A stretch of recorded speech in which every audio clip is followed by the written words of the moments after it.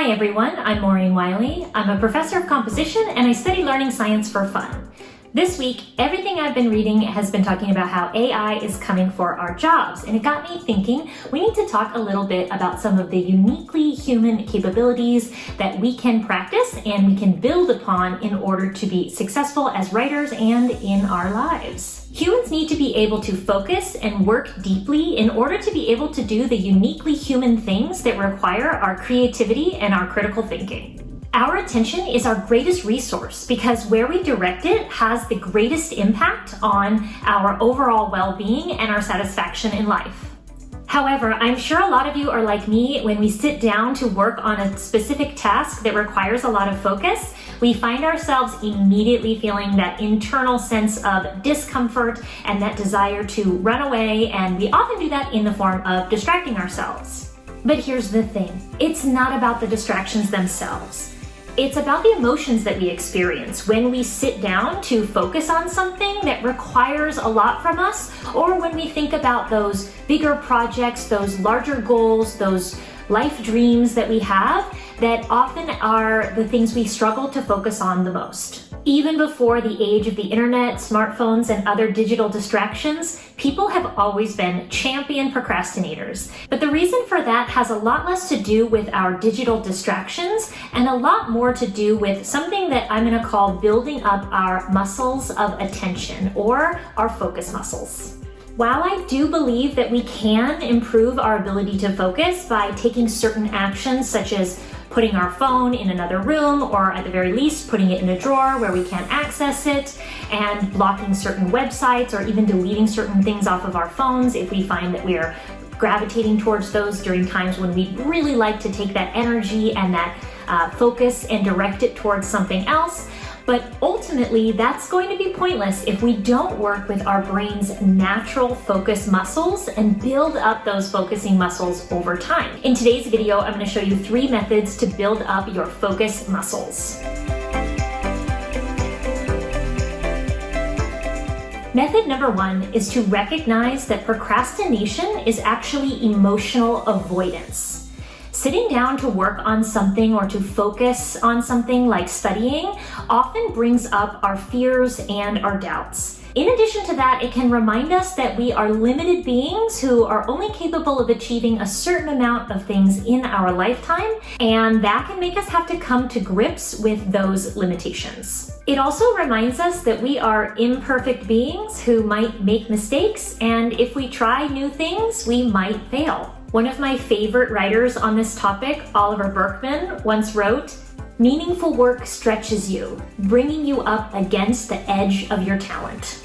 But this doesn't have to be a bad thing. In fact, it can be a really useful reminder that all human beings experience this sense of emotional avoidance and even discomfort when it comes to things that really matter to them. We wouldn't feel this way if the thing wasn't important to us for some reason or another. So my strategy for dealing with procrastination that's actually emotional avoidance is to do something that's akin to a warm-up at the gym. Whenever we go to the gym to do weightlifting, it's not a good idea to just get started lifting heavy weights without any warming up. So a lot of trainers will recommend that you do a small amount of cardio, like going on the Stairmaster, for example. Some people like to stretch and just warm up their joints before they begin. Think of this as your sort of warm-up to the experience of training your focus muscles. The first recommendation that I have is to do something called a thought download. This is where you get out a blank piece of paper or open up a document on your computer and just write down in a stream of consciousness all the thoughts that you have in your head whenever you think about this project that you're working on, the studying that you're doing, or even where you're at in your life in general. Just let the thoughts flow out onto the page without any editing, and also keeping in mind that no one is going to look at this document.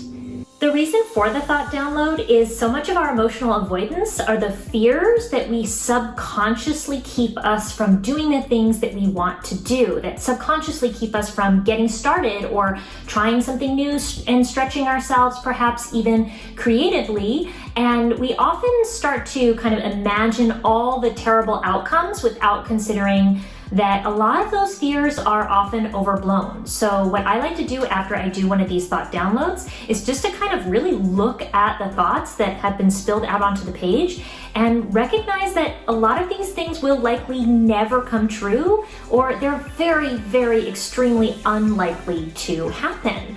And what that can do is not only does it allow some of that fear to kind of process through your body, but it can also start to help you identify some of the subconscious narratives that you might have that are stopping you from doing the things that matter to you, from focusing your attention on something that you would like to achieve, either a goal, and that might even be something as simple as writing a strong essay for your history class, or passing an exam during your midterms that's going to be sort of make or break in terms of your grade, or really anything. Applying for a job can even sometimes bring up a lot of those fears that stop us from just sitting down and focusing on the work in front of us. And it'll warm you up for our next two methods.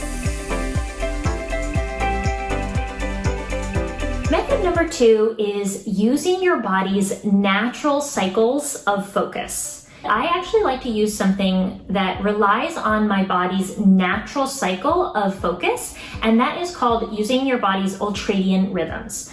I learned about this topic from Andrew Huberman in the Huberman Lab podcast, and so I'll link below to the episode of the podcast where he talks about that, although I think he talks about it in multiple episodes, because it's a really useful thing to know about. So Ultradian cycles are our brain and our nervous system's ability to focus for a sort of cyclical period of time. I believe it's about 90 minutes long, and the key piece of this information is that while 90 minutes sounds like a lot, there's actually phases of the Ultradian rhythm of the cycle within those 90 minutes. And this was really mind-blowing for me because whenever I sat down to start something, I often felt really uncomfortable. And in those first 5 or 10 minutes, I had every urge in the world to get up and get something to drink, or check my phone, or, look at something else on the internet, or literally do anything other than what I planned to be doing. And when I learned about the Ultradian rhythm, I learned that that's actually very normal. The first 5 to 15 minutes of the Ultradian rhythm tends to feel quite uncomfortable. It's actually normal. And so when we sit down, we feel this discomfort, we want to get up, and we often listen and give in to that urge, instead of sticking with it and recognizing that it's actually just in that beginning phase. And then about 15 to 20 minutes in, I noticed this for me about 15 minutes in, you sort of drop into the Ultradian rhythm and something kind of takes over. I can't really explain it, but I'm sure some neuroscientists out there have better explanations for this feeling that happens where all of a sudden the rest of the world kind of falls away and I enter into this extremely focused state. This has been referred to as the flow state, which a lot of us are always trying to get into that state of flow. So in this method, my recommendation is to use this 90-minute cycle and start by recognizing that the first 5 to 15 minutes are going to be really uncomfortable, and that's actually normal, and that's a sign that it's working, and so keep going. Then from minutes 15 to about 75, I have this incredible burst of productivity. I tend to stay extremely focused, and it also feels really good. And I don't know much about that. Maybe there's something going on with the dopamine in my brain, but it tends to feel really good, and I get a lot of work done, and I often feel really energized rather than depleted. And then as Andrew Huberman notes, in the last 15 or so minutes, 10 minutes, you can start to feel this kind of natural ebbing of attention, of focus, and it's sort of like the cycle is sort of completing itself. It's really strange. I can't describe it, but it tends to happen without me even paying attention to the clock. I can sense in my body where I'm at in the Ultradian rhythm because of how my energy and focus levels feel.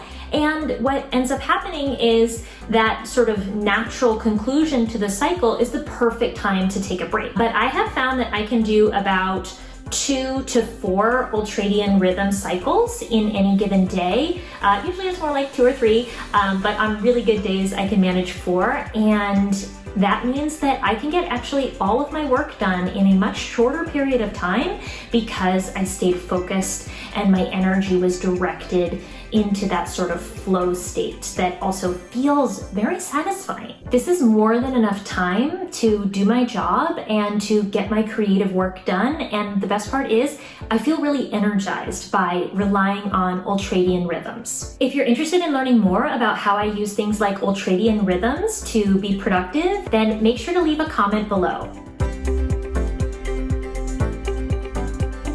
Just like training any other sets of muscles, building up our focus muscles requires us to start slow and to build up over time. And one of the ways that you can practice doing this is noticing whenever you're feeling that urge towards distraction and recognize it as an urge.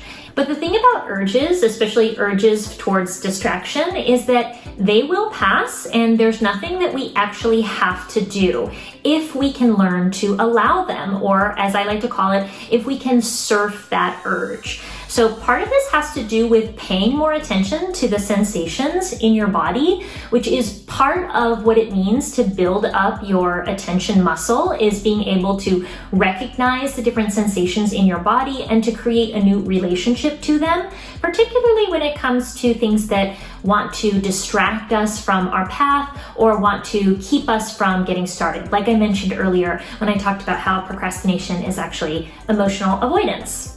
While this is not unrelated to the earlier topic of recognizing the thoughts that are preventing us consciously or subconsciously from getting started, it's also part of a larger mind-body experience of recognizing how the sensations in our body are narrated by our brains, and that often leads into our actions, our choices, and ultimately the results that we create in this world. Working on building up your attention muscles is going to be uncomfortable at times, but it's an important kind of discomfort, and it actually can help us to sort of grow our window of tolerance for certain sensations in our body to serve higher purposes, such as doing well on an exam, finishing an assignment before the due date, or most importantly, from my perspective, working on the kinds of creative projects and the things that we care about that really make us feel alive and make us feel the most like ourselves. So if you liked this video, comment below and let me know which method are you going to use to build up your focus muscles.